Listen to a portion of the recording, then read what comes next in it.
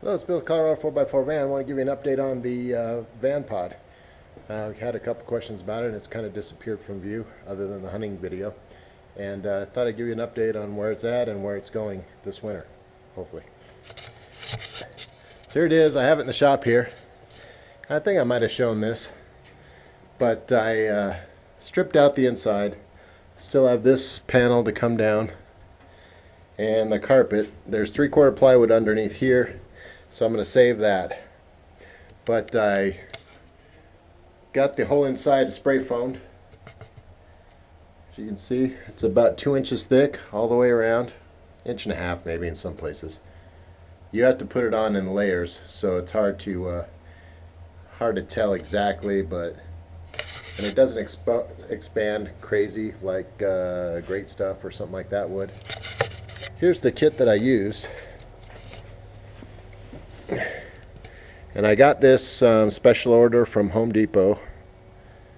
They don't carry it, but at least not where I live, but you can order it, and they free delivery to the store. And it's got 2 tanks in here that you just turn on and they mix together. One has gas and one has the foam in it. It comes with a gun like this, several of these tips because they get clogged up fairly quickly. This is supposed to cover 200 board feet, 1 inch thick, I believe. Yep. 200 board feet, and a board foot is 1 foot by 1 foot by 1 inch. Now I went 2 inches deep in here, but doing the inside of the VanPod here took that entire kit. So that's that. As far as the rest, I think you've seen that I stripped the side using that paint stripper, and that worked pretty good. I'm going to continue to strip that off. So this lower portion will all come off. Up here, I'm probably just going to epoxy. Once I make some repairs, I'm just going to make some epoxy over that the way I did the van top there. And if you remember, that's the epoxy that you can get that is oftentimes used to recover like bathtubs or sinks, things like that. It's a 2-part epoxy. You can get it any color you want. I get mine from Qual Paint, recently bought out by Sherwin-Williams, but you get it at your paint store, and it works really well. It's held up really well on the van, and that's through over 2 seasons of use now. Other than it's dirty, it looks fine. So I'm going to do the top with that. I'm currently thinking about this goofy wing was on the back before you put the high top on, I guess. That's going to go. But I'm thinking about trying to find a fiberglass, somebody that works fiberglass, to make something that'll match this and come down here. Kind of like the front of the van high top there. And that'll do 3 things. First problem is, as you can see up here, this is a low point here.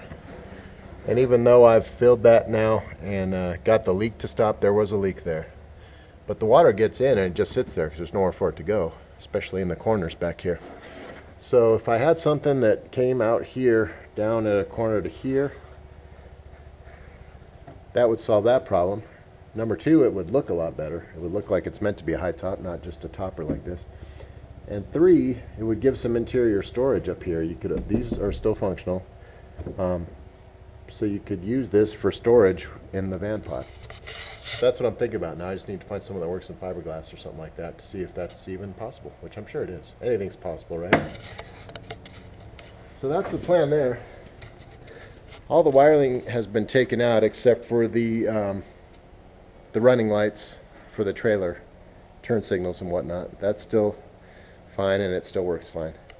But all the other wiring has been taken out. And as you can see, even with the spray foam, these are the ribs, the steel ribs here. There's still enough room here to get wiring, plumbing, whatever in. on this side of the insulation and still get in the wall before I panel it. So that should work out fine for the rewire part of it. And the interior plan, I'm going to have a cabinet back there, sink, water tank. I'm probably going to put my the fireplace heater back there also. But where I vent that will depend on what I do up there with the storage I was just talking about. Otherwise, I might have to put it on the sidewall. But at any rate, I want to get it low enough in here. In the van for looks, I put it up higher. I really like to sit on the bed and watch the flames and stuff. But for heating, that's really not very efficient. So in here, I'm going to get it low. I may set it, you know, right above one of these or something. And then you can vent that out the side. Or I could go all the way to the top. I haven't decided yet. But there'll be a cabinet there. Storage for some type of portable toilet in that corner. Uh-oh. Cat alert. And then in the middle, where Nella's standing now, I'm going to cut into that floor. And I found like a Kevlar washer pan. It's about 2 inches deep. I'll put links to as many of these things as I can down below so you can check it out for yourself.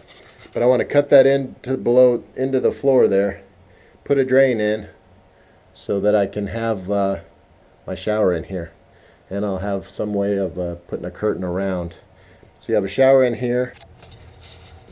There's room for the quad to go in through these doors and it'll slide in there. And there's also room, and there's nothing in here, to do what my dad's been doing at hunting camp, set up a one-person or even two-person bedroom in here. And you'll have your own solar, your own electric, your own heat, your own water.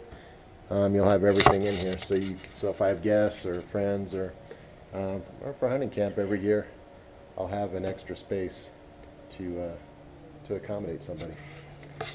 And then on the outside, once this is stripped, we'll paint the same brown as the van. I'll put the same 6-inch lift on here that the van has, and the same wheels and tires that the van has. And it'll look very much like what we have there.